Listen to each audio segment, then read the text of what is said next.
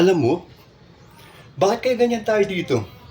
Dito sa Pilipinas o sa dako lugar dito sa atin, pag mayroon tayong nakikitang magkarelasyon na mayroon age gap, halimbawa, matanda si babae or matanda si lalaki, kung ano-ano yung mga judge ang sinasabi natin. Hindi po ba? Mga encouragement o paninira ang mga o negatibong mga komento ang ating binibigay sa kanila. Hindi po ba na kaya nagustuhan si lalaki o nagustuhan si babae dahil may pera sila. Mapera si lalaki, mapera si babae. O kaya naman, naku po, hindi tatagal yung kanyang relasyon na yan. 2 years, 3 years from now, maghiwalay din yan.